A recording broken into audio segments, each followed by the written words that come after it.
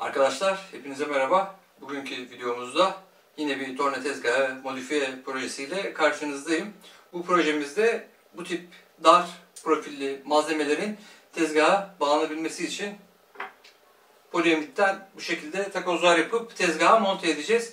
Bunlar torna aynasının çeneleri gibi sökülüp takılabilen aparatlar olacak. Tabii bunu yapabilmek için tezgahta bir takım değişiklikler yapmak gerekiyor. Bu ne? İşte aynayı söküp aynanın üzerine uygun yerlere birkaç tane delik delmemiz gerekecek. Ondan sonra tekrar tezgahı sıfırlayıp tekrar monte edip dar profilli malzemeleri işleyebilir hale getireceğiz. Dediğim gibi sökülüp takılabilen parçalar olacak bunlar. Dar malzemelerin tezgaha takılması maalesef sürekli problem olur. Ya çok ciddi sabra ihtiyacınız olması gerekir veya farklı salınım önleyici aparatlara ihtiyacınız olur.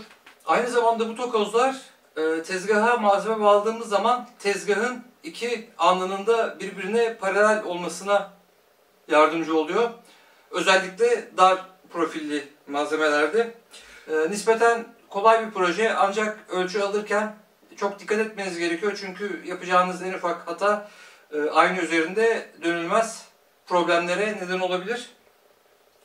Ben takozları yaptım. Tezgaha monte ettim.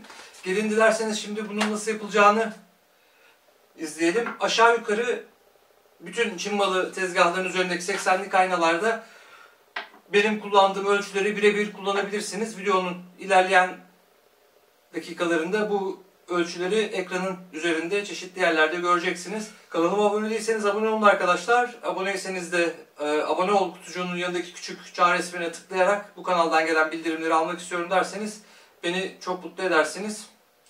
Bir dahaki videoda görüşmek üzere.